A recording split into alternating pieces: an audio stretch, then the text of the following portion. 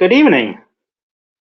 In the name of the University Museum and of AHKR, I'd like to welcome you to the first installment of this academic year's Archaeological Research Seminar. As you probably know, there was no research seminar last year, thanks to that global pandemic you might have heard about. But if you miss being around your colleagues, if you miss hearing a talk in person, maybe going out for drinks afterwards, fear not. This will be the only of the online series of talks in this year's seminar. The rest are going to be, as usual, in Grübden in the museum. And we would very much like to invite every one of you to attend. We have a varied program planned for this academic year. But this being online also gives us the chance, of course, to bring in speakers from around the world. And today we have some great speakers for you, who you will meet shortly. But before that, let me just say on behalf of the organizing committee, Anna, Rebecca, Søren, and myself, that we are happy to welcome you back. And since this is Halloween, please enjoy a series of talks that are, of course, of the high quality you are used to from the series, but also have a spooky Halloween twist. So let's begin.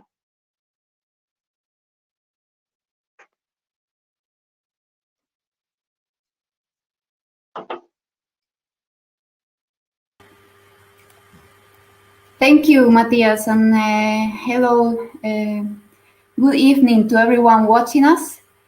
It is my pleasure to introduce you to the first of our speakers for the night on behalf of the organizing committee. This is Pål Steiner, who has just submitted his dissertation in religious studies in Egyptology, where he explores the interconnection of ritual texts, iconography, and the material culture of ancient Egyptian purification rites. And he works as an academic librarian at the University of Bergen. And today he's gonna talk us about how to nourish a dehydrating corpse, cannibalistic consumptions in Egyptian purification rites, isn't it? Yeah. Okay, so I'll just share my screen. Yeah, we are looking forward to that. The stage is yours now. Thank you.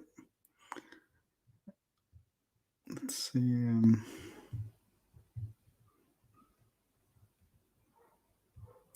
That one.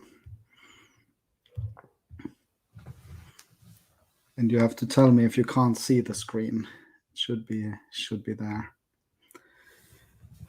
Okay, I will talk about how to nourish a dehydrating corpse and give you the spooky version of part of my dissertation. I will start by bringing you 4,000 years back in time into the, let's see if I can change, into a cemetery near the modern Coptic village of Deir el-Barsha in Middle Egypt. In the eastern desert cliffs, we find the rock-cut tomb of the local governors of the regional center Chemenu, or El Ashmonain, west of the Nile. A few tombs have been even found intact here, which includes then a wooden decorated coffin with figurines to accompany the deceased into the afterlife, and a variety of different domestic and ritual objects. I had the privilege of being part of the excavation team here some years back, but one of the more exciting finds from my perspective was made only a few years ago after my career at the site had ended. In the already robbed burial chamber of one of the older great tombs belonging to one Jehutinacht, the son of the first local governor, the Leuven-based team, directed by Harco Willems, uncovered a few objects that might appear inconspicuous, but are of great significance for the reconstruction of funeral rituals and purification rites. The objects are 2 copper vases with tall necks, so-called Hesse vases, used in a variety of purification and libation rites, for instance, to wash offerings. In this tomb, they are found next to a shallow copper tray with central holes, a form of sifter to which we will return. Among the more ritually significant use of Hesse vases are the ritual washing of persons. Coincidentally or not, just next door in the cemetery, in the tomb of the great governor Jehuti-Hotep, dating some 3 generations later, so around 1850 BC, we find the earliest preserved wall scene of a purification rite in a private context, where such vases are used. In our preserved sources, 400 years will pass before a comparable scene is found in another tomb, so these are quite rare. Oops, I will stay with this. At the inner door frame of the tomb, we see Jehuti-Hotep being lustrated with streams of water pouring from the 2 vases. In addition, there are priests presenting clean clothing and pellets of incense, and also one priest, see if you can see my arrow here, one priest here reciting from a scroll of papyrus. From the accompanying caption, we learn only a few words. Yab ek kesuek, unite your bones. Hetemek iretek, and what was done against you. Now, as brief as these are the kind of captions. These are the kind of captions that makes it possible to connect a ritual scene to a ritual text or to a spell. Very similar statements are found in the so-called opening of the mouth ritual that is part of the pyramids text. These are a collection of texts that of spells that in its oldest form predates our scene with roughly 500 years. But as they continue to be in use throughout the pharaonic period and into the Roman period even, they're as relevant for this purification for this purification rite as the Bible would be for interpreting baptism. The purpose of the opening of the mouth was basically to reinvigorate the statue or the mummy. So we might expect that Jehuti-Hotep, as a living person dressed in his finery here, represent the end result of this ritual. Now, to unite the bones could also signify a form of initiation rite, analogous to baptism, or as a symbolic death and bodily reconstruction is cross-culturally used to symbolize passage into a religious community. But in our case, it may be closer at hand to see the bodily reconstruction as a result of rituals that followed the actual death, when a new body was made from the corpse during mummification. What we see is therefore Jehuti-Hotep returning to life in his tomb, initiated into a community of the dead called the Yak spirits. Among others, Jehuti-Hotep is seen in the inner part of the tomb, approaching his father Kai. In later tombs, you find similar purification scenes next to banqueting scenes and offering scenes, where the deceased eats together with his already departed family members, and even in some cases living family members. And of course, this is what Halloween is all about. I would just like you to make note of this little staff this man is holding as well in his purification rite. It's actually the hieroglyph for bone. So it signifies the reconstruction of the body again. But why should water be the medium that ensures this transformative initiation? Why should water reunite bones, as if the rite was a symbolic mummification? For an answer, we are partially helped by comparable royal purification scenes, as these tend to visualize symbolic levels that was off-limit to private individuals. In the temple of Merinet Mahdi, from about the same time as Jehuti-Hotep, we see the king, Amenemhat III, being purified not by priests but by gods. In this case, the local ruler god, Subek, manifests as a crocodile, but also Anubis, the god of embalming and the transit to the afterlife. The king is here it is not purified simply by water. He's purified by a stream of Ankh symbols, the Egyptian word for life. And the caption to the scene underscores the point. It reads, Mu Ibnu Ankh, water of life. Also here, the king is presumably dead, is brought into the inner compartments of the temple, where he may socialize with his parents, which are here the divine pair Subek and the cobra goddess Renotet. The takeaway from this use of Hess vases in lustration rites is that purification adds qualities, life, while simultaneously restructuring and transforming the body. In addition, Jehuti-Hotep's captions shows that bad qualities are removed, in this context understood as illness or the cause of death, or perhaps even the final traces of humanity. Comparable scenes from later periods and associated contemporary texts make it clear that the beneficiary should be reborn as an ex-spirit and even a god, so he's no longer human, as some texts accentuate. In comparable scenes, we have when the privileged iconographic decorum was of privilege for preserved for royalty before was loosened. We now see how elite individuals are also purified by deities.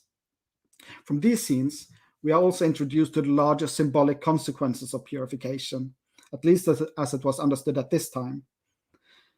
In the Tomb of Neferabu from about 1200 BC, we see a narrative where Neferabu first approaches the closed door of heaven. To the left, behind you see the community awaiting. He is then purified by Thoth, god of wisdom, and Horus, god of kingship, from vases shaped like an Ankh symbol, so bringing the same idea as the royal scene before, and the feather of Ma'at, which Horus holds, which means order, signifying the symbolic connotations of the rite. Neferabu is holding his heart, the seat of his persona. He's apparently naked and he's being transfigured. But importantly, the caption above explains that he is also nourished. He's being fed by the ritual. Certainly not by coincidence, the feather of Ma'at and the Ankh symbol held over his head are also intimately associated with the first created divine pair, Shu, the goddess of light and air, and Tefnut, the goddess of moisture. According to Egyptian creation mythology, their first act, after they had been spat and sneezed out by the father Atum, is to embrace him, envelop him, and return the gifts of life and order back to him, so that he may emerge from the watery abyss as a young sun god. And this is somewhat what we see in the to the right in the last part of this scene.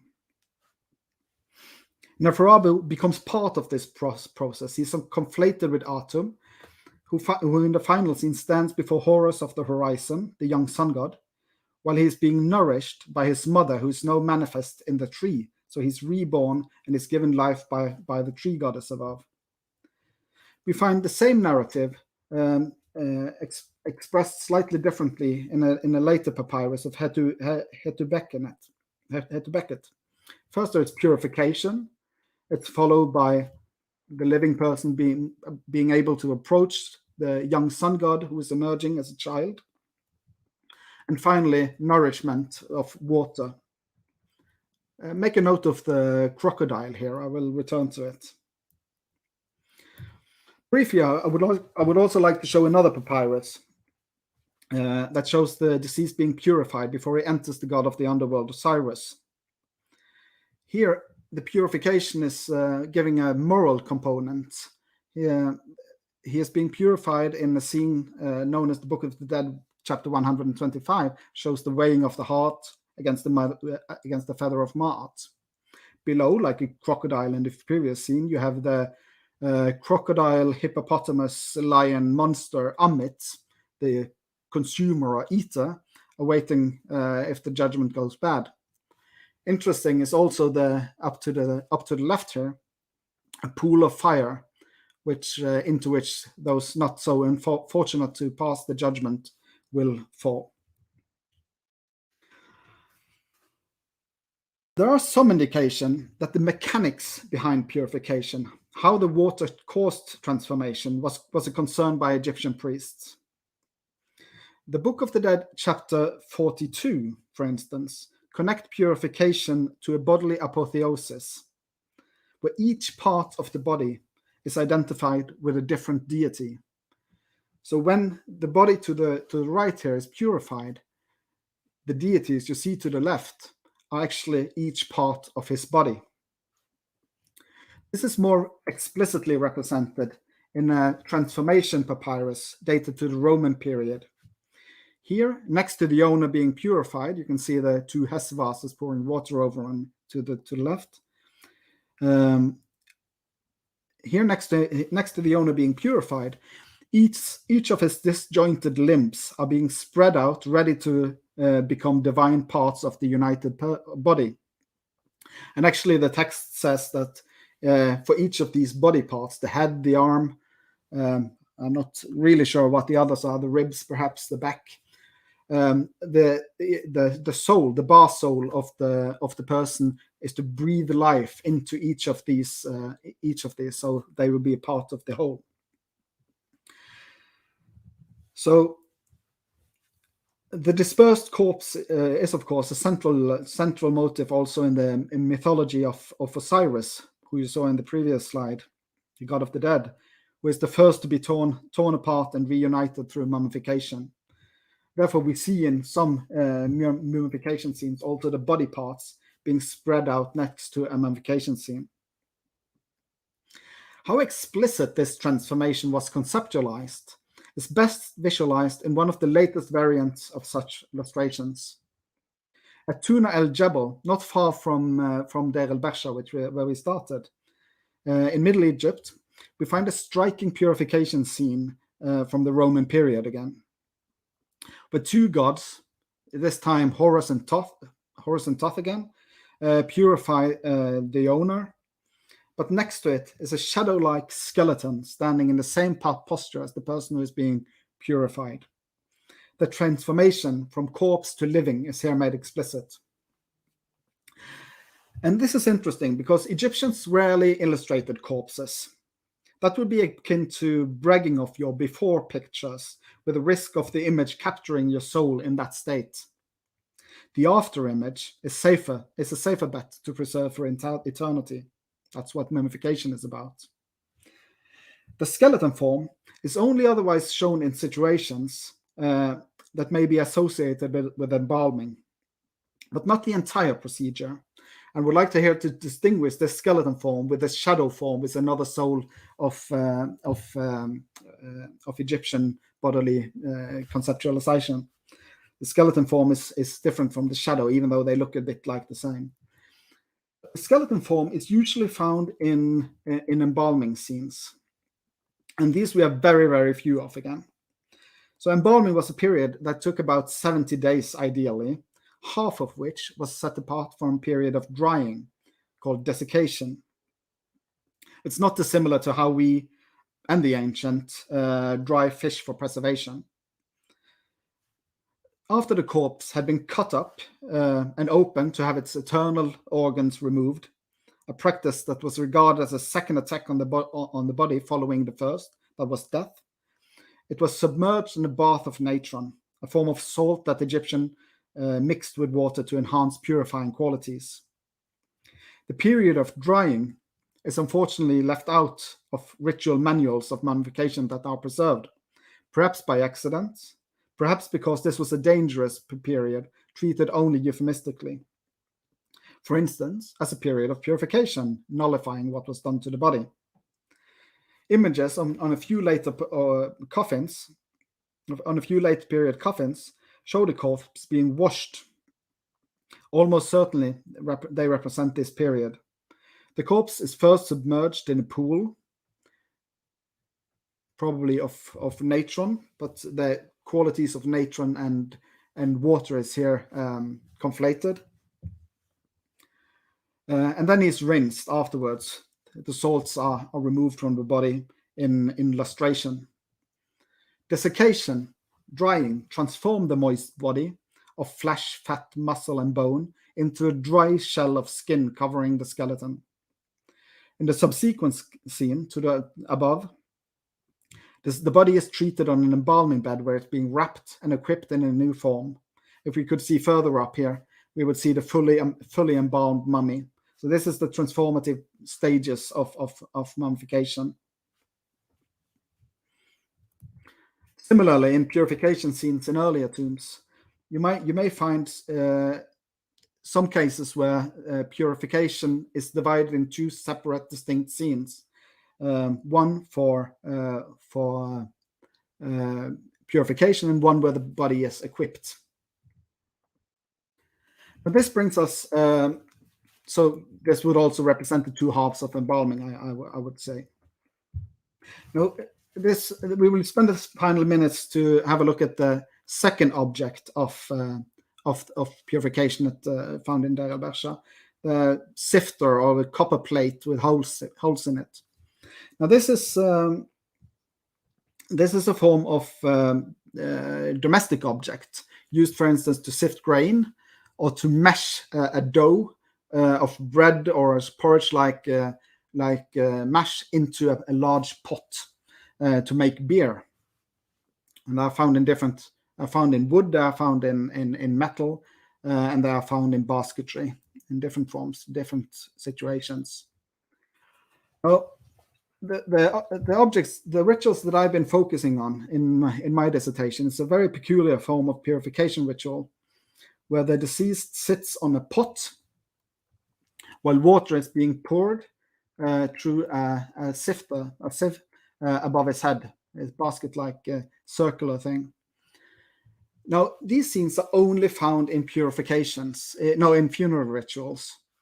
And you see here, again, you have the division in two distinct scenes. One, purification, followed by the mummy being treated on the bier. So these also, I argue, represent the form of the two parts of mummification.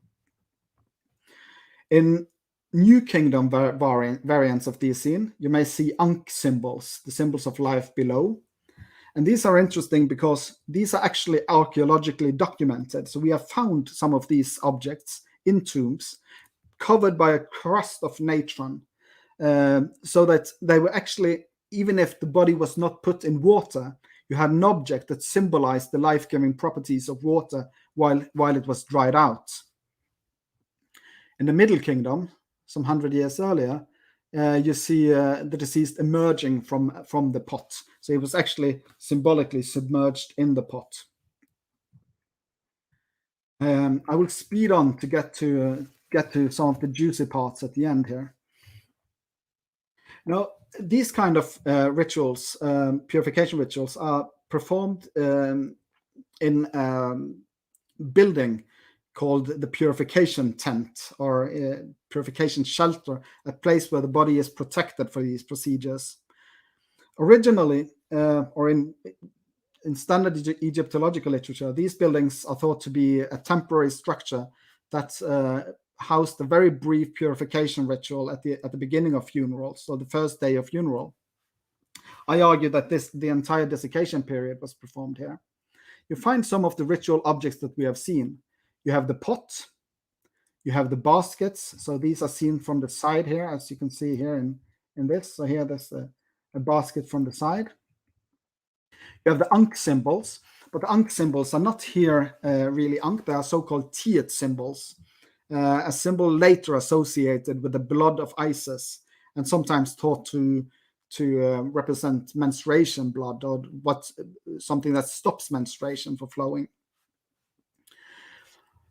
But this is a building where you move from one door to another. So here's a door, like the doors of heaven we saw earlier, and another door. So there's a passage here through the night, entering from the west and going out from the east.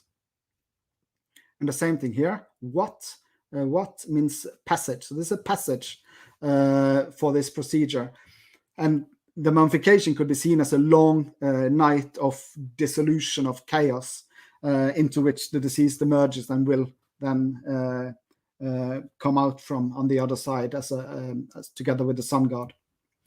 Now, the ritual in one of these scenes I find very interesting. It's a very not a very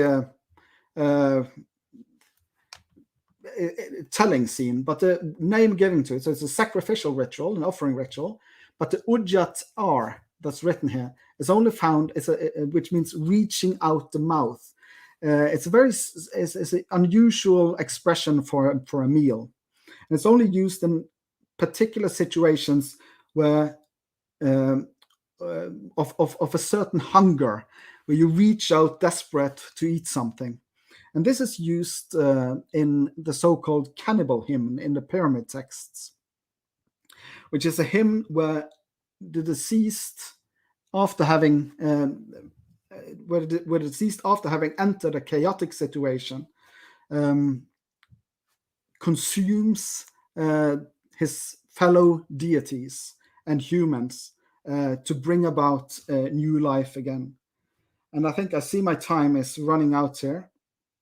So I will just, at the end, read a few lines from this ritual that illustrates how during this period of purification the deceased is able to consume the ones he encounters there to be able to create new life. So I conclude with these words from the cannibal hymn. The sky is overcast, the stars are darkened, the celestial expanses quiver. Bones of the earth gods tremble, for they have seen the king appearing in power as a god who lives on his fathers and feeds on his mothers. For it's the king who will give judgment in company of him whose name is hidden. On that day of slaying the old ones, the king is a possessor of offerings, who knots the cord, ties the bulls, knots the cords, and who himself prepares a meal. The king is one who eats men and lives on gods. So I think I have to stop there, even though I would continue, but I see my time has come to an end here. Thank you.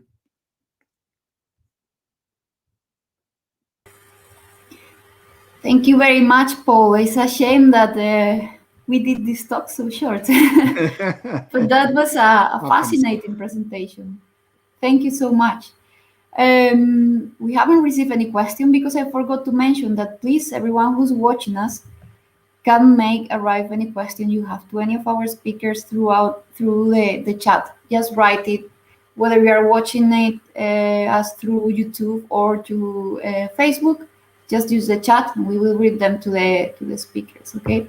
And if you have any question for Pål, just write it now or when you feel like, and we will read it to him afterwards. But thank you so much, Pål. That was fascinating. And thank you for being here. We are gonna go to our next speaker now, who is Simon Maldberg. My pleasure to introduce him. He is a professor of classical archaeology here at the University of Bergen, and he has a focus on urban archaeology of the Roman Empire, especially Roman Italy. He has published on urban peripheries, land and river traffic in Rome, the role of capital cities, imperial palaces, and Roman feasting, which is precisely what he's gonna talk us about today, in a more creepy way, because he's gonna talk us about partying with the dead. Right? Yes, thank you very much for that introduction, and hope you can all hear me. Rebecca, yeah. That sounds working? Yes, everything works perfect. Very good. So I will thank you for that introduction and for the invitation, of course, and I will try now to share my screen and see how that works. So, like that. So I hope this can you all see it, I hope? Yes. Okay. So the stage is yours. Yes, so my talk will be about partying with the dead, a Roman Halloween. And I will start fittingly, I hope, by telling you a short ghost story. And it's a ghost story told to us by the Roman writer Ovid. and he writes this: "Once upon a time, the inhabitants of Rome did neglect the feast of the dead. The negligence was not unpunished, for it is said that the ancestral souls did issue from the tombs and moaned in the still hours of the night, and hideous ghosts, a shadowy throng, they say, did howl about the city streets. Afterwards, the honors which had been omitted were always paid to the tombs."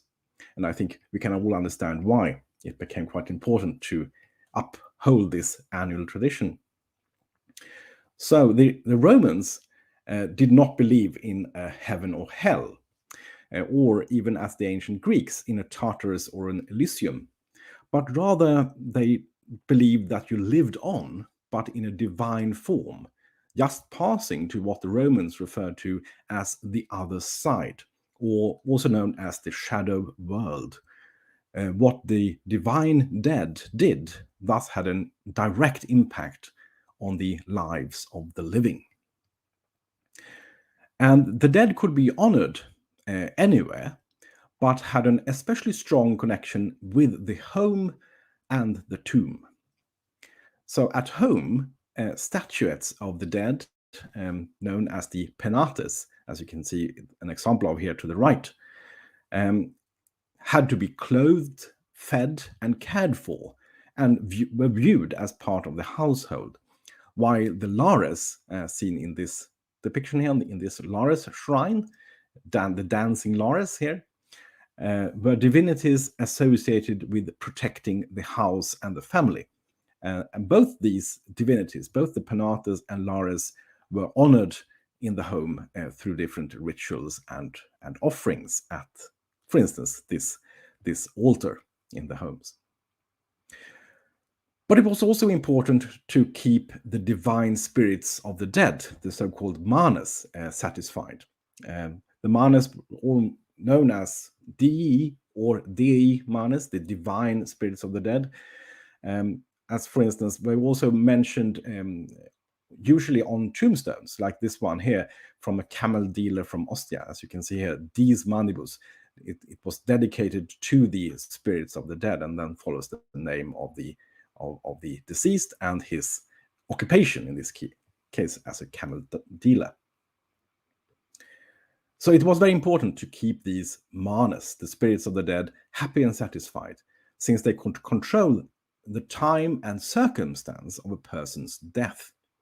Romans could also pray to the manes to extend their lives beyond the limits set by fate.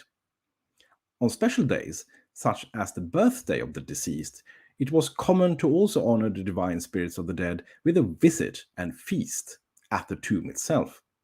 Tombs were always located on the outskirts of cities, in special necropoles or cities of the dead, since it was forbidden to bury people inside the city center.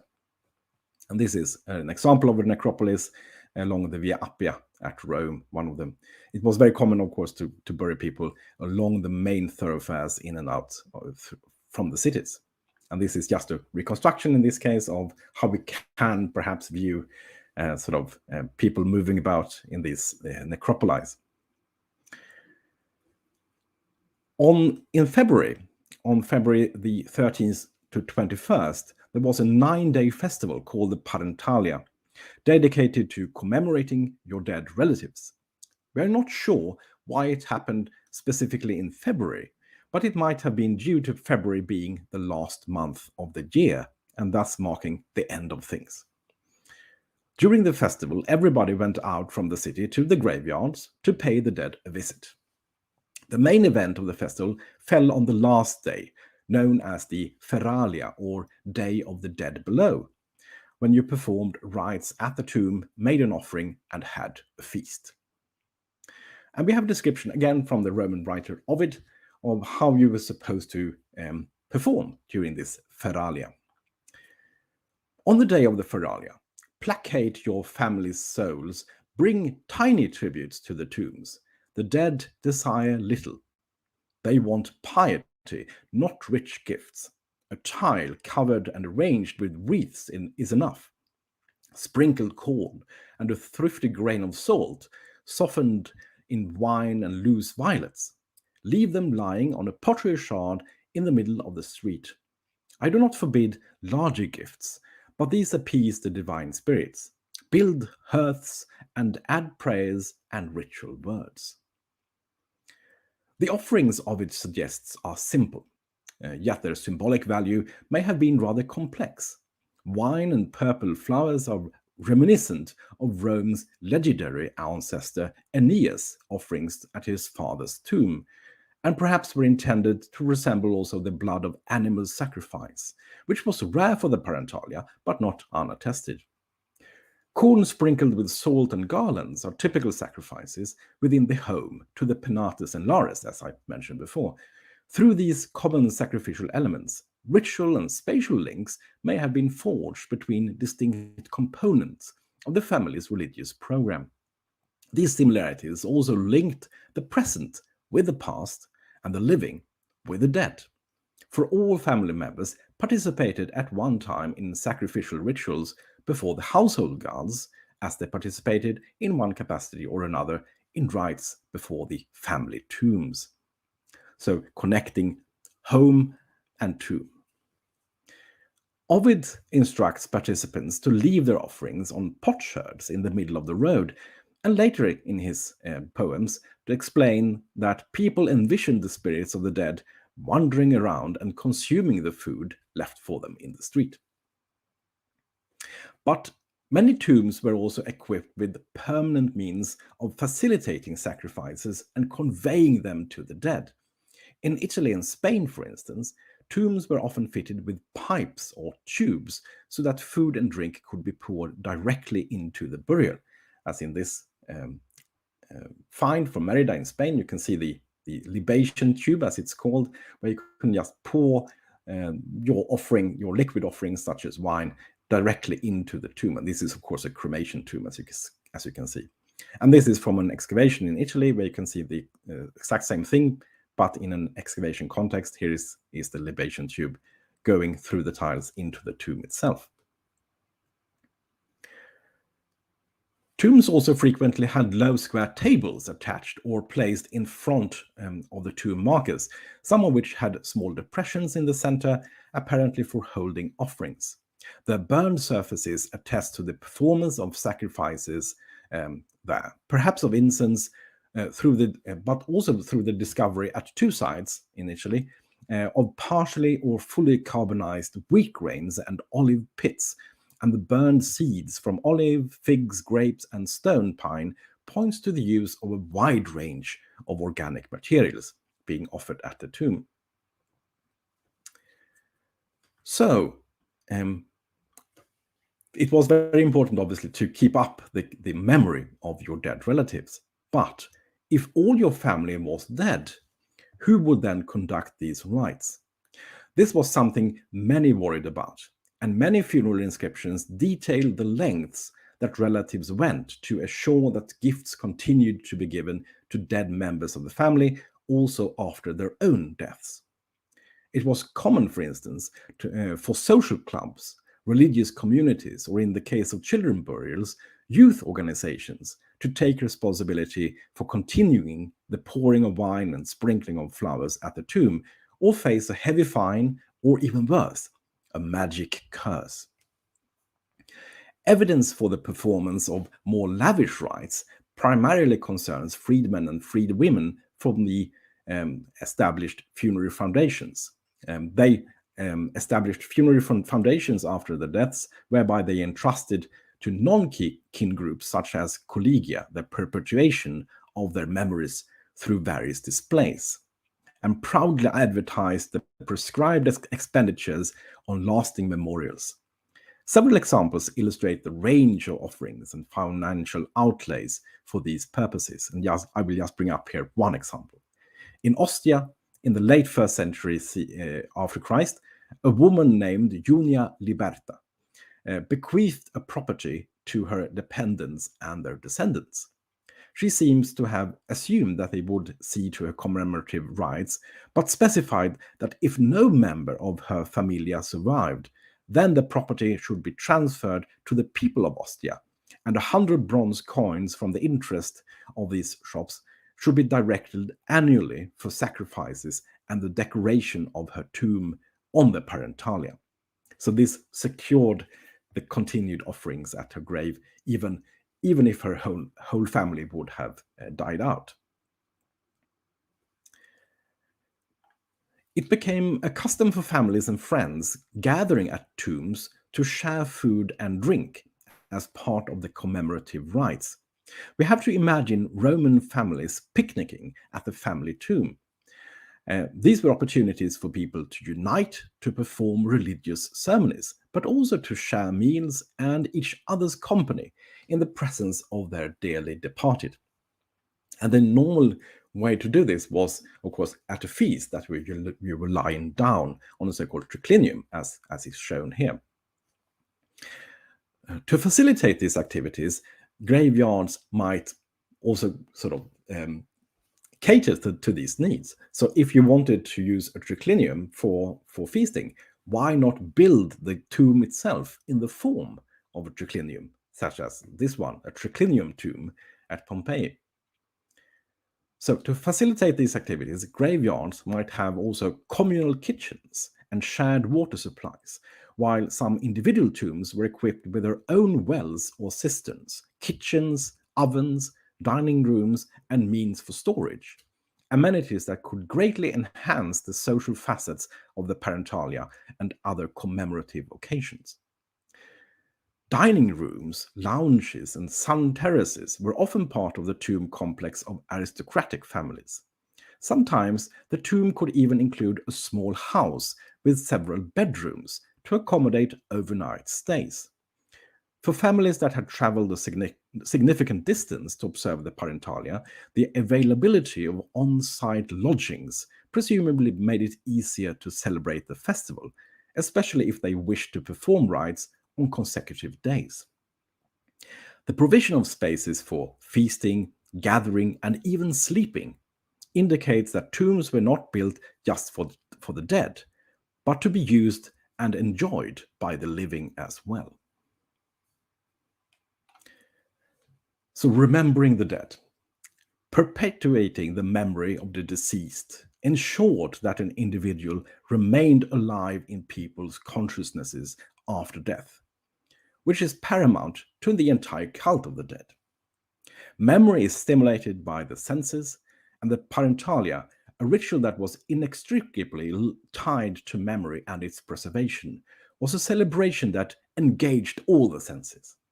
The smell of fresh flowers and burning incense, the sounds of prayers mingled with cries and conversation, and the sight of people streaming towards funerary monuments all contributed to the sensory experiences of the commemorative rites.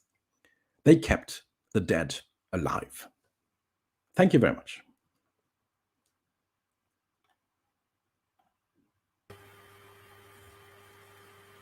Thank you very much, Simon.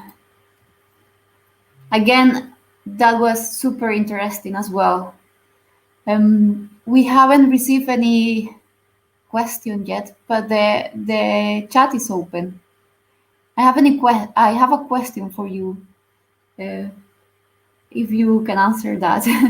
I was just wondering if we have some archaeological evidence of for how long could that remembering of the dead go on in the graves? Do we have any idea for how long these people or these families coming to the same place could go on during the years or the centuries? Well, yes. One of the longest running commemorations was probably the tomb of the Scipio family in Rome, which was founded back in the 4th century BC, and which continued to operate until at least the 2nd century AD. So that was seems to have been in continued use and as a place for commemoration and funerals for at least 500 years. Okay. So that's just one example. So but we can also imagine that many of these commemorations were very short-lived, and some people had very few relatives to remember actually, because a lot of people were slaves or freed slaves, and they had no idea, might not even have an idea of their own parents, because they had been born as slaves and sold off when they were children and so on. So a lot of people had no relatives at all, perhaps, or very few relatives. Okay. So it's a big difference between sort of the lower classes and the aristocratic families in terms of the length of these commemorations. Yeah, that makes a lot of sense. Yeah, we have a question from Edmund Tiflosion, who's asking if the Romans celebrating of the dead have some connection to the Day of Dead, El Día de los Muertos? Not that I know of. I think if you refer to the Mexican tradition here, or I think so. Yes, I guess that might have more of a mix of Christian and perhaps American traditions, Aztec traditions. So I don't think there is a direct connection with Roman pre-Christian tradition here, although I couldn't rule it out. I'm not an expert on the modern feasting of the dead, but I think there's more into sort of a mix of Christian and sort of indigenous American traditions in that case. Okay, I hope that answers. And of course, this is a sort of global phenomenon, of course, that all cultures in all periods have commemorative rituals connected with death. So I think it's very natural that we can see that this in every culture we study. Yeah, that makes sense. I hope that answers, Elmer. Then we have a question from Paul White, who's asking how comes that the necropolis were arranged along main thoroughfares, as these should be the most sought areas for business and premium residential. Yes, so I didn't have time to go into that, but you have like a ritual boundary around the city, and you're not allowed to bury people inside that boundary, but you can bury anywhere outside, and it's just a question of ownership. You buy a plot of land and you build your tomb on it, and of course it's very you want your tomb to be visible, especially if you're an aristocrat and you want to sort of boast of your wealth and so on. So it becomes important already during your lifetime to show off your wealth through your tomb. And then of course you want to build it right next to the main highways in and out of the city, so it becomes visible. But of course these necropolis are not only burials, they also actually are mixed in with exactly what you ask about. I mean, shops and hotels and living, other houses for living, etc. So they are not 100% tomb areas, although we might often sort of conflate them with that. But it's actually a mix of different activities going on here. So we have, for instance, in Pompeii, there's a famous example where you have a lot of mixed in burials and shops and etc. So it's just a question of ownership. You buy your plot of land, you build your tomb, and you want people to see it. Yeah, okay. There is another question of Soren Dienhoff, who asks, graves situated along roads are also known in Iron Age in Germanic area. Is there a religious explanation for the location in the Roman wall, or was it a practical issue? Yeah, so related to my previous answer, really. So there is a religious, of course, rule here that you're not allowed to bury inside the city, or you can bury in the city, but you're not allowed to bury inside this religious limit, the pomerium, as the Romans call it. So that is a religious limitation on where you can bury your dead.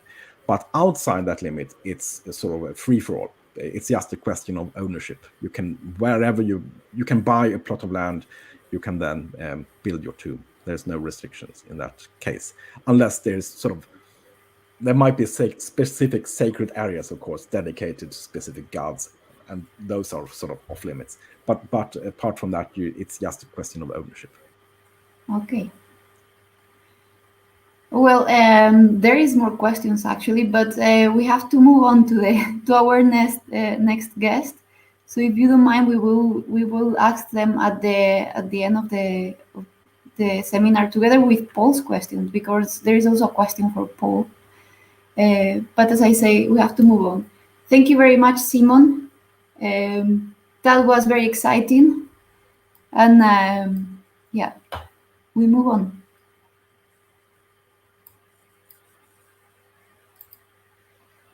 So our next guest is Carlotta Cepidini, who is connecting from Italy. She is a PhD student at Sapienza University of Rome, and she's currently working in skeletal collections from the Roman period and the early Middle Ages in Italy. In particular, she applies virtual anthropology techniques in order to infer the physical activity and lifestyle of ancient populations in the past. Her ultimate goal is detecting patterns of asymmetry present in the upper body limb bones. But today she's gonna present a case study from a Longobar cemetery in northern Italy. Right, Carlotta? Yes, thank you. Thank you very much for being here. I leave you the stage and talk to you later. I share my screen. So I hope that you can hear me and see my screen. Hi to everybody, thank you for the invitation. I'm Carlotta, and Sorry, today Carlotta, we cannot see your screen. Oh, Yeah. Sorry. Now? No, now, yeah. Yeah, okay. Can you hear me and can you see my screen? Yeah, now it's perfect. Oh, okay, thank you. Sorry. Bye. Well, I'm Carlotta, and today I want to show you an interesting case study of interpersonal violence from a medieval cemetery in Italy. We can start from the archaeological background. The medieval cemetery of Povegliano Veronese is located in the north of Italy, very close to Verona. It's a vast funerary area, and during the excavation were found more than 200 skeletons. And archaeologists dated this cemetery between the end of the 6th and the beginning of the 8th centuries. According to strontium isotope analysis and also from archaeological data, we know that in this necropolis there were buried Longobard of first generation and Longobard of second generation. So Longobard who migrated from the north of Europe to Italy, and other individuals that were born in close to Povegliano Veronese, of course. Here you can see some, we know that it's a Longobard necropolis, and here you can see some characteristics like some grave goods. For example, the 2 head-shaped brooches found in a female burial, some golden cross, and some typical Longobard burial characterized by 4 angular holes also for the wooden structure. And Germanic population called this kind of burial the house of the death. In a very large pit were also found a horse without the head and 2 dogs. And in 2 other pits were found also 2 heads of horses. And it's weird, it's interesting, because usually horses were found with a man, probably the horse rider, the knight. But it's not the case. Here the horses and the dogs are alone in a pit. So probably it was, this suggests that it was an old rituals related to some Germanic tradition. Likely it was the cult of Odin, who was the one who accompanies the souls of the warrior in the afterlife. So it's pretty interesting. But today I want to talk about a case study, the tomb 19. This tomb is located in the north part of the necropolis, and the skeleton inside this tomb is a male, an adult. And as you can see in these pictures, in orange, you can see the bones well preserved. It's almost complete, but it's not well preserved, so it's a little bit difficult to observe some details about these skeletons. Inside the tomb, there was also found, the archaeologists found a small iron sword on the left. It was found on the left of the skeleton.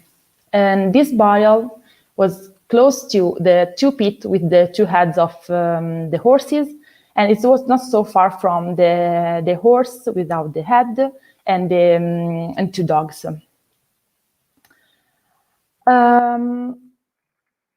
But this individual shows some characteristic skeletal traits in the postcranium in particular, and I want to show you briefly.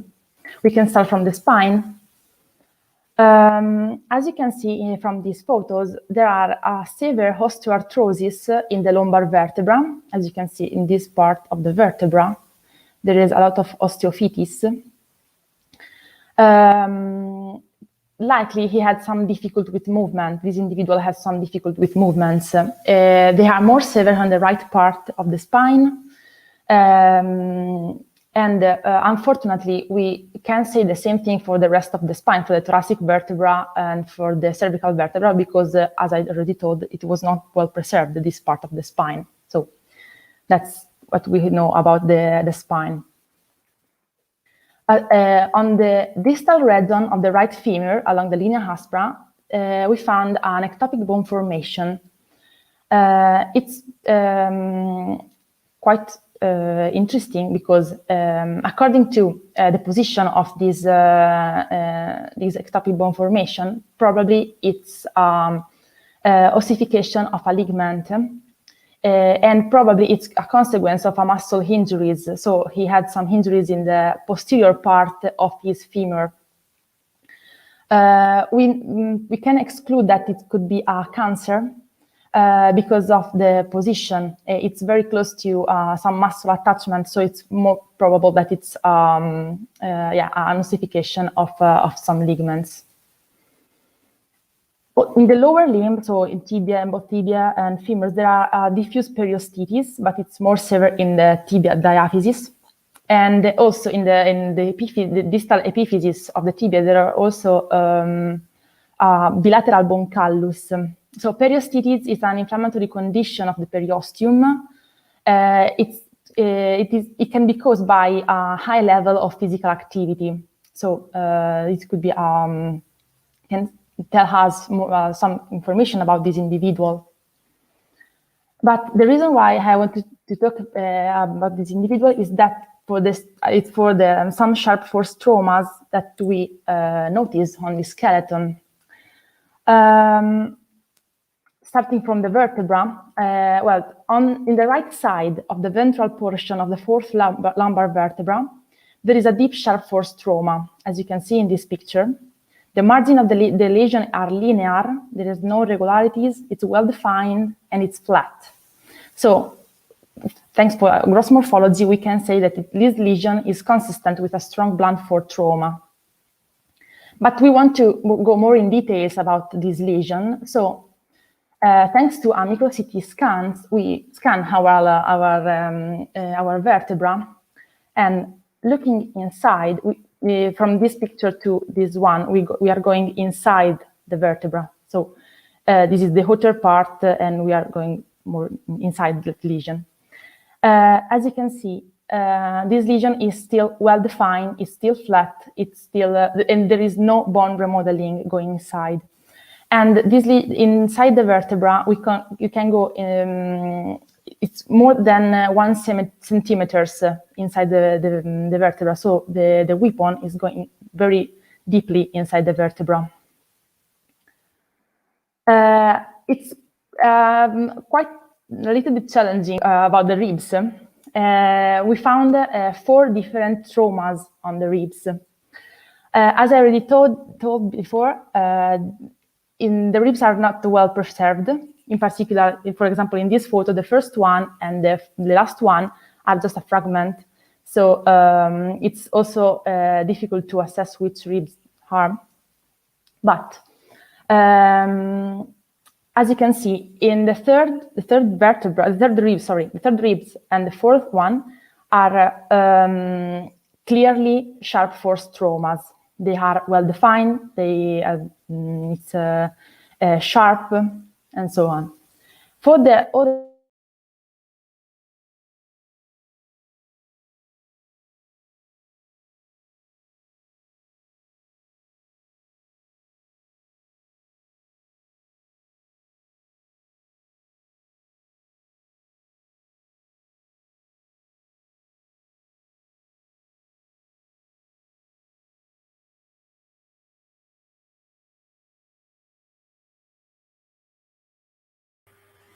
Sorry to interrupt you, Carlota. There is some problem with your microphone.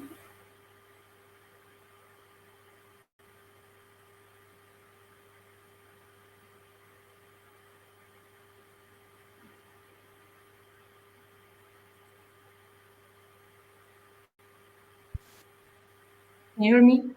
Yeah, now we hear you. It was So, just some seconds. I have to start again? No? No, it was just some seconds that we missed. So Okay. just go where you were. Yeah. Okay, sorry. I don't know what's happened. Okay. Now you can see my screen? Yeah. Okay. Okay. Sorry. So the question is how many stabs he has received. It's quite challenging.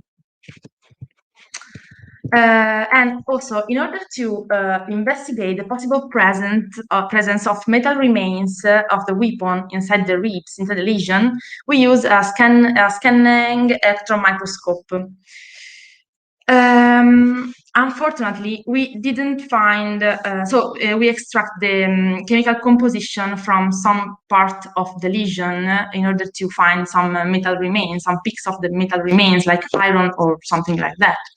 But unfortunately, we didn't find a clear peak of iron or something like that, but because of course the taphonomic process contributes to lose this information. But of course, we had beautiful images that can help us to confirm that there is no sign of healing in this lesion and no sign of bone remodeling. So, from a microscopic and microscopic observation, we could assess that there is no bone remodeling and no healing. And these conditions suggest that the sharp force traumas contributed to the death of the individual. So it's a case of perimortem trauma. But what about the weapon? The stab wound to the abdomen likely involved some vital organs, like, for example, the intestine, and some arteries, like iliac artery. But it's difficult to identify precisely which weapon caused this trauma, but according to the position in the vertebra, it was likely an elongated weapon, as a sword or something like this. But we had another question. Who was this individual? Who was the man inside the Tomb 19? Well, for doing this, we want to, we performed some strontium isotope analysis. We already performed this analysis on some individual from the same necropolis. We published this. The results were published in 2020. And in these pictures, as you can see, the green part, the gray part, the part in the gray on the bottom. So they are the local individuals, and the other one are non-local individuals. And the result for Tomb 19 suggests that probably it was non-local individual, and his data of strontium isotope tooth enamel suggests that it was very close to another female in the same burial, in the same necropolis. And the two tombs are not so far one from the other, so it's interesting, but we have to check to confirm this data. And and we also we must also define from which region he comes from, of course. Well, the osteobiography of past population can give us several information about the health and the lifestyle and division of labor in past population, and so on. But sometimes case of interpersonal violence like this one can reveal us some other details of this population. So this is a case of a very brutal interpersonal violence, because there was a lot of stabs. So of course it's quite interesting. But a case study like this can help us to shed light on the life condition during a long period of political instability. So together with, of course, together with the historical data and archaeological data as well. In particular, this case study will help us to shed light of the Germanic immigration in the north of Italy during the Middle Ages. Well, thank you. That's all.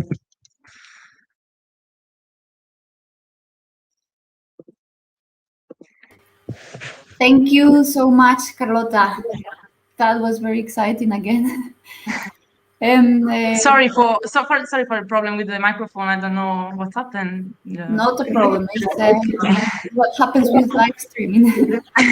So we have actually a question for you. Anna has a question. If she... Hi, Anna. Do you want to ask yourself? Yes. Thank you for your presentation, Carlotta. It was really so exciting. Thank you. And it's amazing how much it's possible to find out about an individual by all this analysis that you have done. But it also made me think about the crime that we are all watching on TV. Okay. Yes. Yeah. Okay. And I was wondering if from those injuries that you have found on the skeleton, you can also deduct something about the individual who stabbed him, who killed him. Could you say something about if he was strong, tall, or... Yeah, it could be interesting, of course. One of for example, I have an example. In the vertebra, the lesion is on the right part, so we can assess that the killer who stabbed him was on the right part.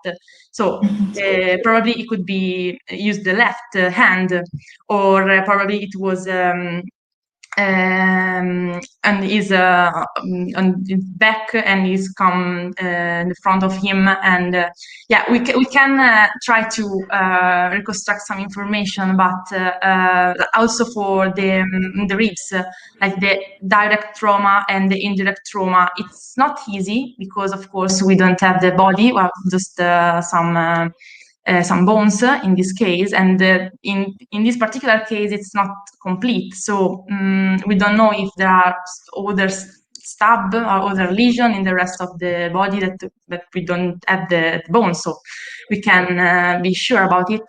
But we'd like to try, in particular with the micro-CT scan, I'm trying to reconstruct virtually within a 3D reconstruction of the vertebra with the lesion.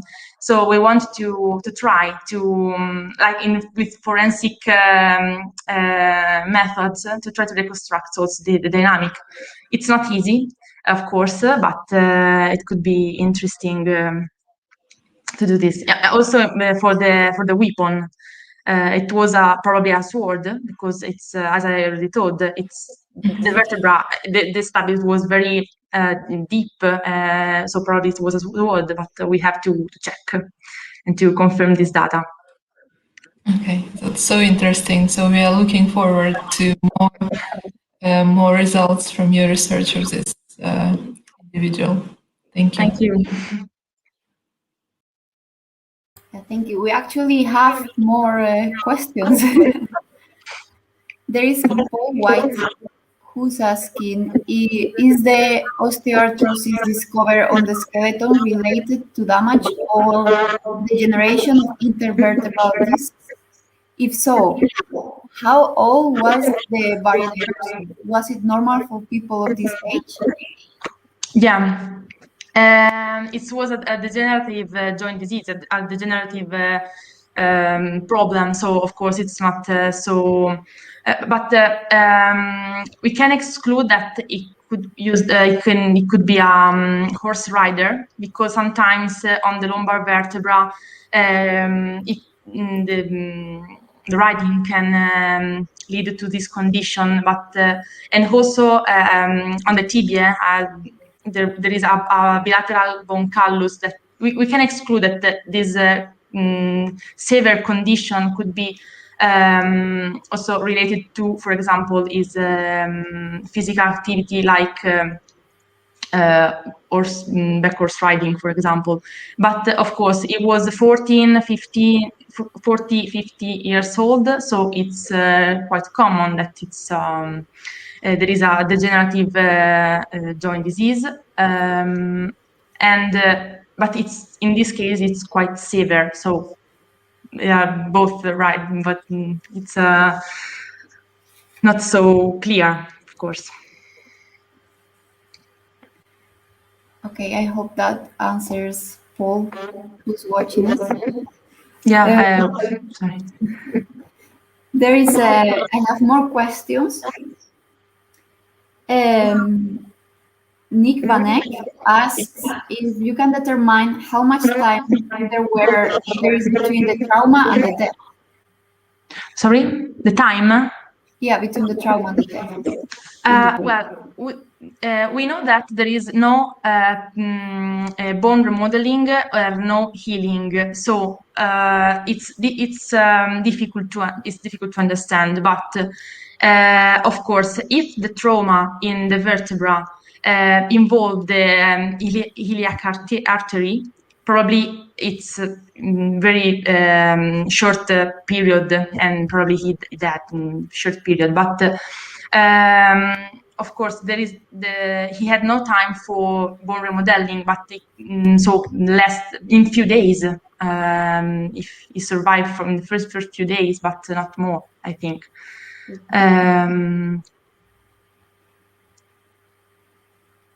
Well, because when we talk about the perimortem, it means that these injuries lead to the death of the individual. But of course, we can wait. It could be in a few days or in a few hours or immediately. But it's perimortem, so it's for the day. Close to the day. Mm-hmm. Yeah. Well, thank you very much for your presentation. Thank you. Also, really interesting, and I learned a lot because of this. Really, I personally have no idea, but it was super interesting. Yeah, thank you. Thank you so much. I'm happy. Yeah. Bye. And we are going to move on now to our last presentation. And for that, we are going to Sweden with Johnny Teres, who's now on screen. Johnny has worked both in Swedish field and university archaeology for the past 20 years. And his main focus is on landscape and memory, monuments, and burials. He defended his PhD thesis on Swedish Viking Age burial practices in Uppsala in 2019. And it can be found online in the link that I will leave in the comments on YouTube and Facebook if you are interested in seeing it, also with a couple of links more. But he also likes to work with written sources, and his latest article is a study of merging of Germanic and Christian beliefs in the Old Saxon Gospel Heliad. Today, he works at Graska, the graduate school in contract archaeology at Linnaeus University in Kalmar, and at the Kalmar Conti Museum. And he's going to talk us about sitting on mounds and talking to the dead, a look at the material traces of supernatural communication on burial grounds, which sounds sort of amazing and very interesting, right? Okay, thank you, and thank you for inviting me. So, do you? Thank you hear for me? being here. Yeah, we hear you perfectly. Okay, let's see then if I can share my screen.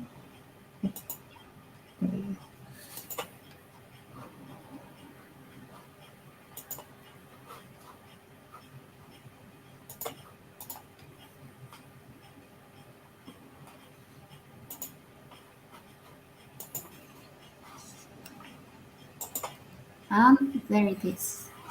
Okay, so there. Let's see. And yes, If not, it's not sharing in full screen. So if it's you not. want to do that, no.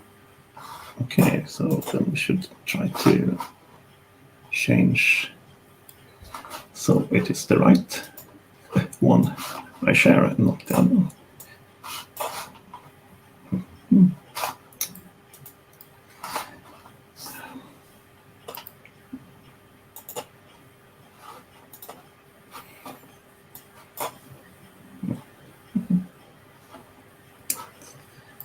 Let's see if I do this then.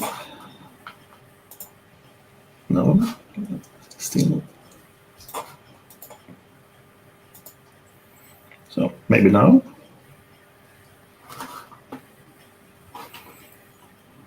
Okay, try again because we keep on seeing the PowerPoint program with the. You do, even though I changed. Yeah. That was interesting. You have two screens, right? Yes, say it's still the same. Yeah. Then try first to put it full screen, and then go to the StreamYard and share there the screen. Try that. Okay, this. We have tried this before today. Okay. But it's always how we are live. This is what it happens.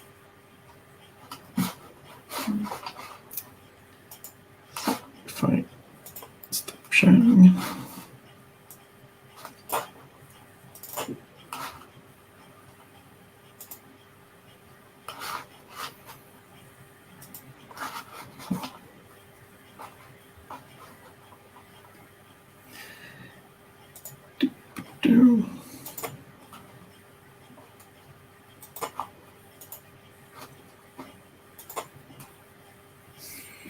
See, I wonder which is which. Okay, try that one.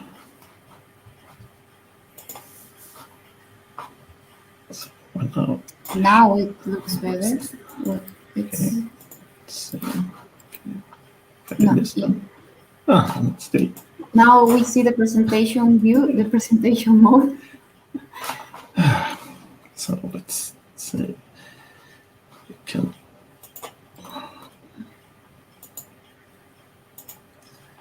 Not show screen. We should try the number one. So when you are sharing, you shouldn't be able to see us because I think the program takes up your screen. yes. That looks good. Okay, so now you see the right one. Now we are there. Perfect. Okay. Then I leave the stage, and I will talk to you later. Okay, thank you. Then we'll try again. And yes, my name is Johnny Teres, as you said, and this presentation is, we could say, a leftover of my PhD thesis, which I did some years ago on Viking Age burial customs. And while I was looking at burials, there kept popping up strange other things on the burial grounds that were obviously not burials, but they were all kinds of structures at least. So I thought I could turn that one into another one, a small study. And I'd say this notion of people sitting on mounds and talking to the dead is at least a little bit known if you look into the written sources. So I tried to focus this one on the archaeological traces instead. So we could start. So why supernatural communication then? Well, I actually choose communication because it's it's a rather vague word that can be used for almost anything. Even actually burying people on the burial ground is a form of communication, as you actually pass them on to the other to the other side, so to speak. And the communication can mean almost anything where you communicate from one side to another, more or less. But also communication is at the heart of this almost necromantic business that we at least can read in the written sources. So it's a good word, I think. And the material I'm using is mostly from the late Iron Age to the early medieval period, I'd say 600 up to 1100, maybe even 1150. Burial grounds in mostly eastern Sweden, and early medieval written sources, of course, mostly from Iceland, as it is Scandinavian material we're talking about here. Okay, and where to start? Of course, we have to start with Odin, as he's the most famous of the gods, and he's also the one god that is most famous for actually talking to the dead. He's, as you maybe know, Odin has a lot of names, and one of the names he is known for is Hengdrottin, the Lord of the Hanged, or one of his other names is the Awakener. So there are, of course, names alluding to his practice of waking the dead and talking to dead people. Even Snorre Sturlason in the start of Ynglinga Saga describes Odin's character, and one of the skills he mentions that Odin possesses is that he both wakes dead from the ground and he sits beneath hanged men, and more or less getting wisdom by osmosis, probably. But these practices of actually talking to the dead turn up in quite a lot of the written Icelandic material. So one really good example is Baldur's Dreams, which, if Baldur's Dreams is a discussed poem, it might be rather early, it might be rather late, but it's a really good example, so I use it here. And let's say in this poem, Baldur is having dreams, and there are omens that are more or less foretelling that something very bad is going to happen to Baldur. So in this poem, Odin rides more or less to Hel. It's not clear if he actually rides into the realm of the dead or just to the gate, but there is the burial mound of a deceased Vala or Völva, usually translated as a Ceres, but it is at least a female cult practitioner that is known from other Icelandic sources of being able to talk to spirits and so on. So this is a double take on this, that this person that is able to talk to spirits is now dead, and even further to the other side. And she's the one that Odin rides to her burial and forces her to speak. See, and this poem or stanza can be loosely translated as that. Yeah, there rode Odin east of the door to Hel, where he knew that the Vala was buried. For the dead Ceres, death spells he spoke, forcing her to stand up and speak, though dead. And it's a nice example here of the word Valgalder, which is usually translated as a death spell, but I believe a corpse spell would be, or even corpse song would be an even better translation of the word, actually. So let's see. So Odin is famous more or less for this kind of death spells or death songs, or even the secret runes that I mentioned in Habermal, for example, that he carves rune to talk to dead persons and so on. But other gods are also known for this business, so it's not just Odin's domain. Freya, I believe, is also mentioned to be able to communicate with the dead. And another really nice example is Groagalde, a small poem that describes a son talking to his dead mother inside a mound. And just Groagalder is one of the few examples where the dead actually is speaking voluntarily to the living. Usually you have to force them to do this. But Gråa Galder is nice. And in Gråa Galder, we have a really interesting, really short mention that dead mother has to be standing on an earth rock or bedrock to be able to talk to her living son. And this bedrock as a medium for communication across the border between life and death is something we will see further on. Yeah. See, and another poem, the Harbad's Kvädi, we learn that one of the main parts of this is to actually learn hidden knowledge. Of course, it's quite obvious from the other ones, but in this poem it's actually stated more or less written down that it is to learn hidden things. Well, we know that the gods can do this, but of course it's not that much of a surprise. But what about other people? We know that in the myths we can do this, and of course myths are part of the mental framework, more or less, of people's world. But what about the other, living people then? Well, through other written sources, mainly the medieval law codes, we get a glimpse of this. And through them we get to know the concept of utesitta, or to sit outside and sitting on mounts, which gave the title to this one.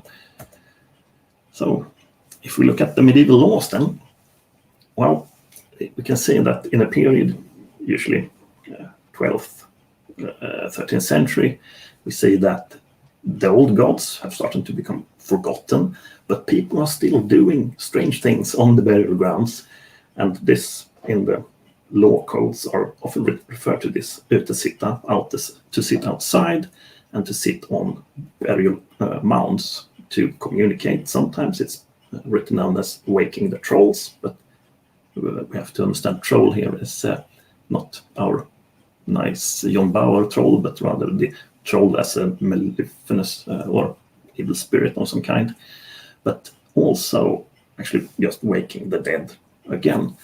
See, and of course the law codes speak of you can sit at other places as well, but especially the burial mounds and so on are quite interesting and is focused on in this context here. For example, the old Borgating law and the old Gulating law, which are Norwegian, of course, both mentions utesitta. The younger Gulating law specifically mentions waking up the dead or waking up the högbo, the being that lives inside the mound, for retrieving information. So, some Swedish laws, like the Guta law, mentions laws against blota, or making sacrifices to or on mounds. So this is a practice that still, more or less at least, is existing here. Let's see, if we look at the other more saga material, we see that sitting on mounds is something that is closely associated also with kingship and ting negotiations and things like that. Of course, standing and speaking from a mound has a purely practical aspect to it, because it makes your voice carry longer, of course. But both in, shall we say, kingship and in acting laws on a ting, that is in itself an act that more or less transcends the mundane or everyday business. It has a ritual component to it. So there is a connection to burials and things as well. And this really interesting connection between, shall we say, enacting a ting site, or not a ting site, but enacting the ting meeting, and burial grounds, and the specific site where the ting takes place has a lot of connections. And I can recommend Alexandra Salmak's book, Viking Law and Order, Places, Ritual, and Rituals of Assembly in Medieval North, if you're interested in this law aspect of it. And I thought I'd mention it because it's a really interesting connection there. And often both these places include burial mounds, and even if there are ting sites that don't, there is lots of similarities between this. And shall we say, on a burial mound and on a ting site, activities takes place that shall I say, merge the supernatural and the very, very mundane businesses. And it more or less enacts ritualized behavior in this sites, sometimes temporarily, like when you raise something called a vedbund, a ribbon, to mark off the thing space. So, or very, very permanently, like if you build a huge burial mound. So, or scatter cremated bones around. So that those, I should say, ritualized behaviors change the quality of the place, more or less. So, and especially in this case, bones, or more or less the really very, very corporeal presence of the dead on the burial site gives it more or less liminal qualities, and which I guess makes communication with the dead or the other side a lot easier. So to sum up this medieval law or written sources thing, both myths and medieval law makes or points to burial grounds and specifically mounds as places for, what should I say, hotspots for supernatural communication, whether you want to awaken specific deads or just talk to the dead as some kind of collective from the other side. And at least if we are to believe the written sources, one of the main purposes of this is to gain knowledge in some way or another, or later in the medieval laws to awaken evil spirits. But then again, we have to realize that this is from a very, very Christian perspective. So, but does this leave any traces in the archaeological material? Well, that's an interesting question. So let's talk about the archaeology of supernatural communication then. If we look at this from an archaeological perspective, things are a bit challenging.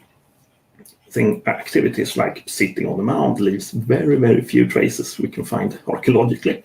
But we can also have in mind that when the medieval law texts were written down, the activities they talk about are a marginalized activity that are not sanctioned by the religious norms or society at large, making them probably very, very small scale and in a way activities that do not leave any impact at all on the permanent structures around them. So, but when the activities actually were sanctioned and part of the living society, they could probably have looked very, very different. So let's look at some archaeological traces we do find on burial grounds that might have some connection to the supernatural communication. The small burial ground I put on a picture here is one we excavated last summer in the province of Småland in Sweden. It's a quite small but also a standard burial ground. It's a bit earlier. It's Bronze Age, early Iron Age, maybe up to the migration period, the 500s. But it's a really good example of the things we actually find, because the activities here continue more or less in the same form-ish up until the conversion. So, for example, you can see the really big stone circle in the middle here, because we have removed all the stones and earth and just kept the curbstones intact, so we can see the contours of the burials here. But the really large one, for example, is built so it actually looks like it's actually growing out of the bedrock we see at the foot of the picture here. So it's a large stenhead bedrock. So the large one is built protruding out of the bedrock, which is interesting.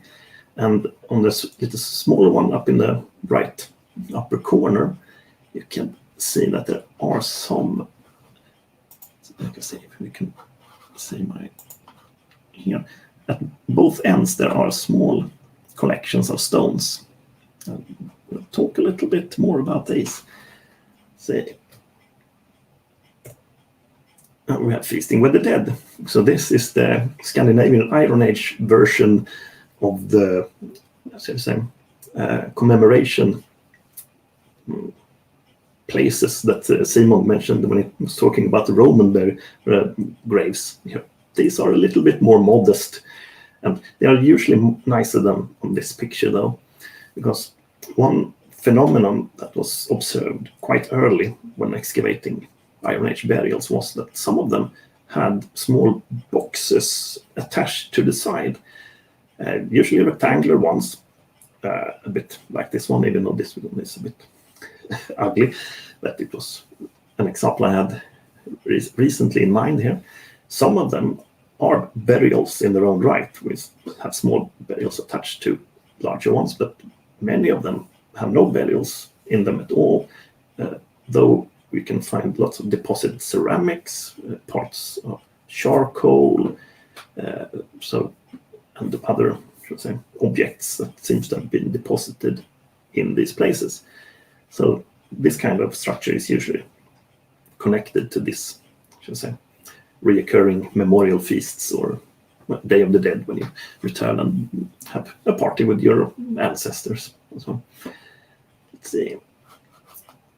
So, and at least this kind of structures and a lot of others that we find around the burials and even on top of them and inside of them, like hearths and deposited ceramics and so on, points, or at least indicate that this kind of interaction with the dead on an annual basis was quite common. So, but if we are talking about artifacts, then are there any kind of artifacts that actually can be associated with communication with the dead? So, at least if you're in eastern Sweden, there is, because we have this type of artifact. It's, we can call it the supernatural communicator par excellence. It's an amulet ring, and they exists in all kinds of shapes and forms, from really, really small ones, like you can fit in your hand, to really, really large ones. They are sometimes very, very simple, just iron rings, and then they go up and become really complex with interlinking iron rings, lots of pendants, usually some kind of, nowadays we call them T-shape pendants, but earlier they were called Thor's hammer pendants. There are miniature sickles, miniature axes, miniature spears hanging from this kind of rings then. And it's a really fascinating artifact because they turn up around the 7th century, usually deposited in large quantities around boulders, around places with bedrock, and in exactly the same place where during the Bronze Age and early Iron Age they used to scatter cremated bones. But when we enter the late Iron Age, people get this strange idea that it's nice to actually be buried in one single burial monument with the bones collected in one place. So these kind of scattered bones we used to find in nature around boulders and things start to disappear. We get more burials, and instead of the scattered bones we find these kind of amulet rings scattered in the same place as the older bones. And at least in the start they seem to come in large quantities, but during the Viking Age they also become common in cremation burials, where we see usually one in each burial placed either on top of the cremation urn, or if you don't have an urn, you just collect the cremated bones in a pile, you have one of these on top. So it's some burial gravefields don't use them, but it is quite common in eastern Sweden, at least during this Viking Age, that you have one of these here and there. So, but also really interesting is that they are also sometimes deposited as secondary, deposited in burial monuments, and they have a renaissance during the 11th century in some burial grounds, even burial grounds that do not use them before, when they start burying people the Christian way in inhumations and so on, in coffins. Some burial grounds start to use these and deposit them in the Christian burials. Really, really interesting. So I interpret them as at least some kind of not psychopomp, but at least an artifact that somehow helps with the transition to the other side. So, one good example of this is the Kalvshälla burial ground in, again, quite close to Stockholm. On the right side we have the burial ground plan, and on this one there is lots and lots of these rings scattered in several burials. And one of them, number 58, which we have on the left side, is more or less an ordinary cremation burials. It's a woman that's cremated in a burial urn in the middle. It's a rectangular stone frame. And afterwards, someone probably on a reoccurring basis have deposited, I think it's 38 and 39 of these amulet rings in one large cluster on the left side, but also they're put into the ground with regular intervals. So this Kallhälla burial ground is really interesting. And it's also a good example of where they started using them in Christian burials as well. So really, really nice there. And this gets us to the next step with structures on burial grounds that seem to be used specifically for some kind of ritual communication. Here we see a rectangular stone frame being used for this. Let's see. Then we have another example from Perubitabbi Parish, also in Uppland.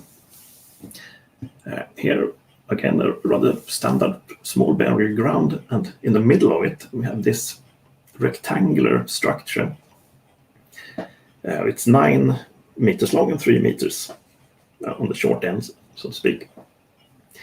It's built up to a bedrock. Again, this bedrock thing seems to be returning, and where the stone frame ends, there is 2 huge boulders. They're 1 meter wide, so it's a really marked, which I could call it entrance into the rock there.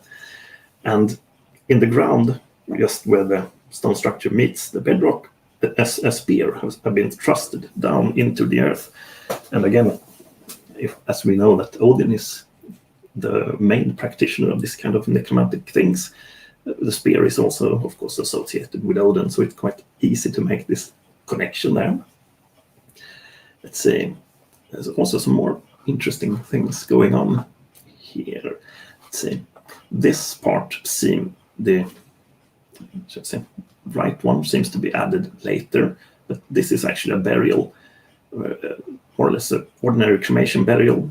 I think it's maybe a man that's placed here, and the remains of the pyre, the cremated bones, some ceramics, a fibula, more or less an ordinary burial. And on top of it, someone has placed parts of a male pelvis with, I think it's a femur attached to it. So more or less as an offering on top of it. Let's say in the middle here, someone has deposited a ceramic pot in the middle. We have these 2 stones here are put more raised up, so they look like a door into this structure. And this part, as I mentioned, have spear thrust into the ground and scattered bones, animal bones and some human bones, I believe, as well, just scattered all over this place. So this one combines ordinary burials with a rectangular structure, more or less leading into a bedrock. We have this Odin connection.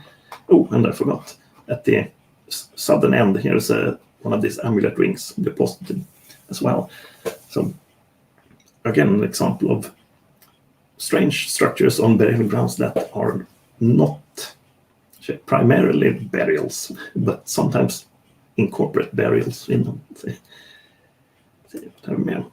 Well, we could round off with what I could call stages or terraces on burial grounds, because we see, especially in late Iron Age burials, that some of them have spaces on them that have no burials. They even have terraced edges on them, so they more or less look like stages where you can maybe perform or do some kind of activities. And this burial ground here is a nice example, because we have a large cairn in the middle on the top of a hill. It's from the migration period, but around it are built, I say, 17 visible burial constructions, because most of the dirt have been excavated away here, so we have just the stones left. But you can at least see there are clusters of stones that are burials. But an interesting take here is that there are more human bones scattered outside of the visible burial structures here than there are actually inside of them. And in front of this cairn, it's a bit visible, maybe you can see it here, is a terrace that have been built with, again, large boulders in 4 corners. And this terrace, more or less, is built up out of burials. So there are, let's see, how many?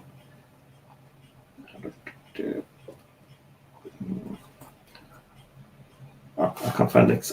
11 different, at least deposits of bones, both unburnt animal bones, cremated bones, there are human bones, and so on, in different stages, has been used to actually build up this platform on the burial ground in a very, very visible location. So when we talked earlier about just the practices talked about in the medieval laws, that seems to be quite marginalized. You do some kind of activities on the burial ground to talk to the dead, but you usually do it at night, and probably in a way that doesn't affect the burial ground at all. When we look at this, we see infrastructure that's built in the burial ground, either for, well, of course we can't be sure to say that it is made to communicate with the dead, but we can at least say that the dead are an essential part of the structure. They actually built in the structure, and we can at least guess fairly securely and say that some kind of activity has taken place here that is performed in a way that is displayed. So at least that is some kind of, shall we say, communication, you could call it. Let's see.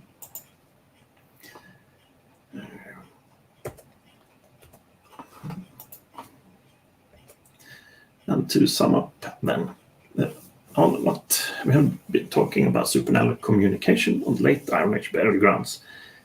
And as I mentioned, it is common in the written sources, and there the main purpose is to talk to the dead and gain knowledge of it. If we look at the archaeological material, it's quite different from the written. We can see that there is connection between tomb sites and burial grounds, both in its liminality, in its monuments and so on, and both of them are enacted ritual display, we can say, of a supernatural quality. We can see that before the conversion, we can see large-scale monuments where the dead is actually physically part of the monuments themselves. We can see small artifacts that are used as, should I say, transformative beings. And these, especially the amulet rings, seem to actually survive and transform during the conversion process and are used in Christian burials, at least for a while afterward. Bedrock pops up again and again as some kind of medium. And talking to the dead, yes, it's probably one of the main purposes of this, even before the conversion. But then we also have, should I say, the commemorial annual meals and things like we can see in the Roman example, and as Simon mentioned, it's in more or less every culture studied, and to gain knowledge.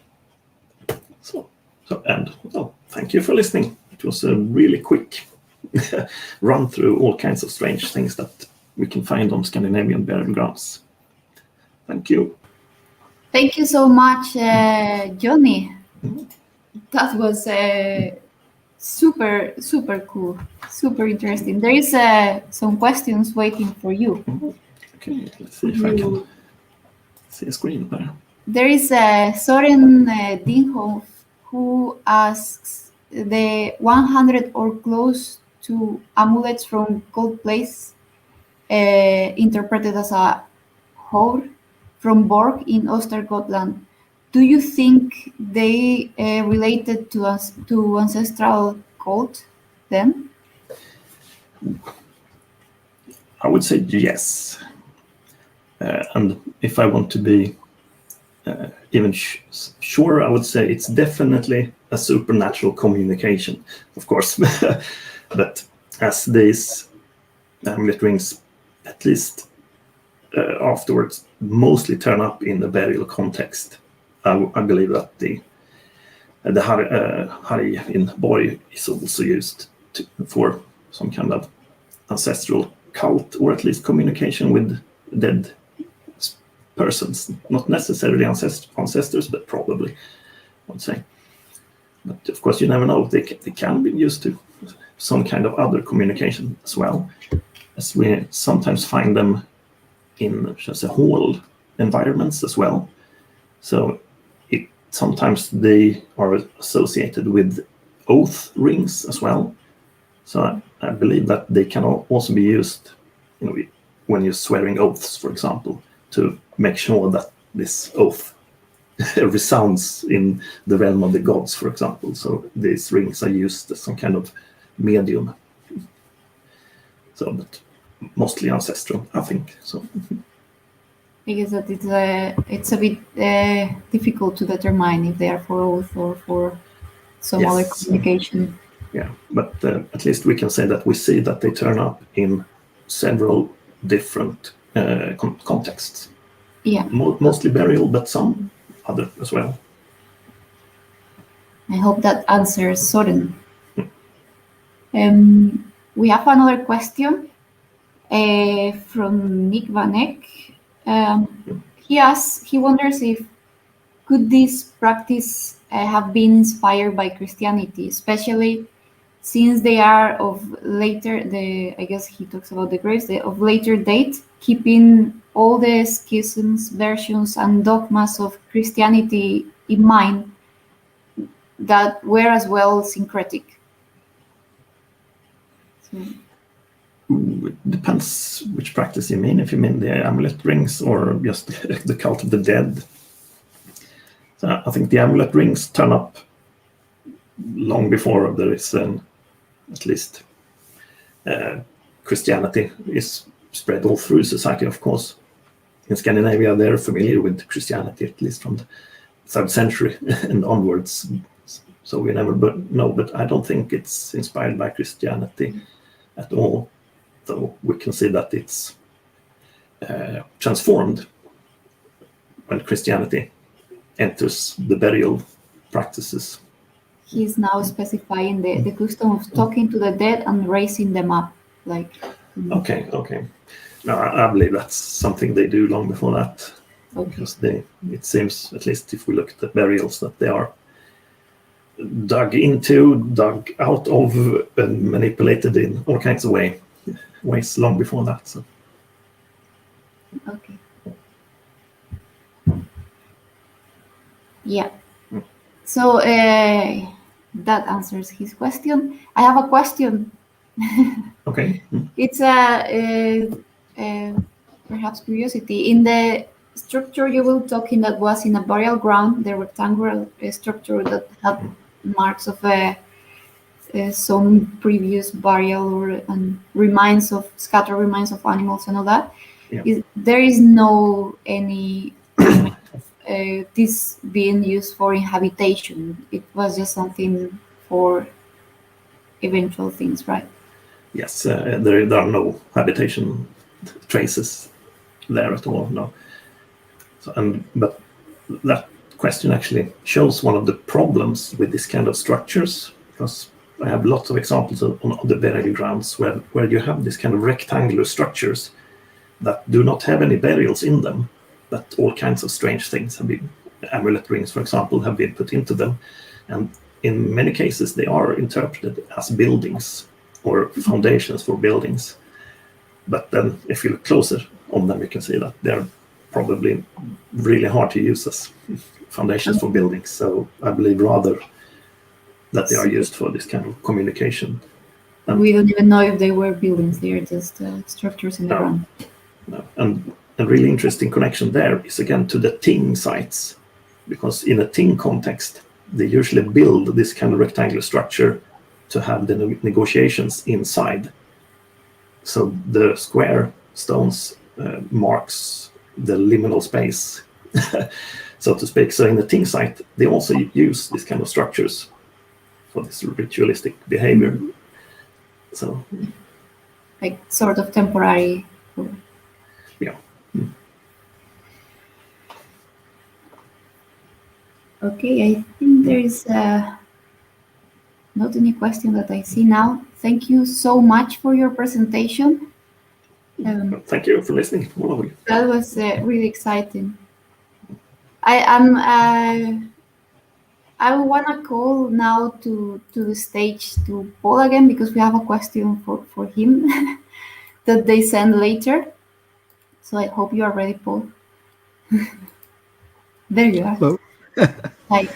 Hi. So we actually got a question for you that came a bit late. Daniela was wondering how much ordinary Egyptians would have known about these mummification processes, or whether it was just mysterious and scary to them. Yeah, that's it's a difficult question to answer thoroughly, because the sad truth is that we really don't know much about the knowledge, the ritual knowledge of common people. We know all of the monuments and all of the texts, and almost every object we have belong to the upper 1 to 5% of society. And also we know that many of these texts are associated with explicit instructions to keep things secret, which was a very important preoccupation. So this is ritual knowledge is a currency in Egyptian society, as I guess it is in many societies. On the other hand, this is mummification, and these rituals that I was talking about are so are in part out in the open. So you would see the funeral processions. You would be able to, well, I don't know how much you would be able to get into the tombs, but you would see it from the outskirts, outside.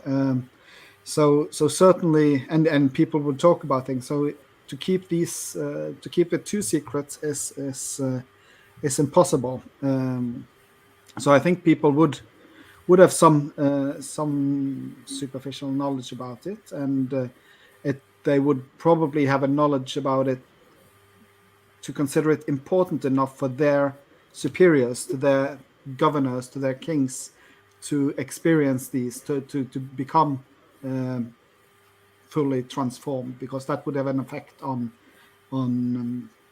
society and agriculture and everything in theory. So, but the detailed, let's say, theological knowledge, that would be very, very few people, possibly not even the owners of the coffins, because it's so specialized. Makes sense, yeah. But thank you for answering. There is another question for you from Nick Vanek, and he asks, to what extent do you think Egyptian cosmogony and myth might have been exported, for example, along trade routes, keeping the beads of Tutankhamun tombs in mind? Like, for example, they found similar beads in Scandinavia from the same workshop. I'm sorry, the last part, could you say it again? He asks, keeping in mind the beads coming from the same workshop as Tutankhamun's tomb in Scandinavia, do you think that also ideas about cosmogony and myth would have been also exported? Well, again, it's impossible. Of course, they would travel. So it all depends, of course, how many steps there are between the beads found in Denmark and and the place they originated. So it's all how many steps on the way and how much are the story being told. How much do the stories change along the way? But of course, I mean, before Tutankhamun's time, the Egyptian had sent ships to Mycenae, and of course, if Scandinavians did as Istvan Kol and others suggest travel down there, then why not? They could have influenced each other. And I'm a real enthusiast about and I would like to have seen a proper explanation of the superficial similarities between Scandinavian Bronze Age cosmology and Egyptian, which both focus on the circuit of the sun, which I find interesting, but I don't think it's a question of influence. But I'm not one to exclude it either. Yeah. Well, somebody would have to look into that. It's a difficult. It's yeah. But okay. Thanks for answering and for your presentation too. Again, I would like now to invite all of us who are in the live stream on stage to say hi or bye to our watchers. I'm gonna start with the presenters. Pål, you're already here. I call now Simon and Carlota, who's away. She will come soon. And Sir, I'm here. There she is. Hi, Carlota. Hi. And of course, the organizing committee, we want to say hi to Soren, Anna, and Matthias, who's back. And just in general, thank you very much on behalf of the organizing committee for all your presentations. It has been a very good first try in our live stream. And I can say on my side that I'm really happy that this happened tonight, and very thankful to you all. So. Oh, well, thank you. Thank you very much. Yeah, it's been a pleasure listening to the other presenters here to see more or less the same theme in different cultures. That has been something. But now, Matthias, I give you the word so you can say the last things for us.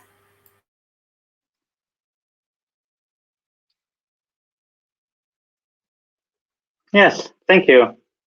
So yeah, this brings our proceedings to an end today. Again, thank you very much to all of our speakers and everyone who has asked questions. And thank you, of course, for watching. As I said in the beginning, the Archaeological Research Seminar for the rest of the academic year will take place in person again. And our next talk will be Anna Westman, who will be speaking on November the 5th at 2:15 about metal detecting as citizen science. And we hope to see you in the museum crypt for that. So happy Halloween.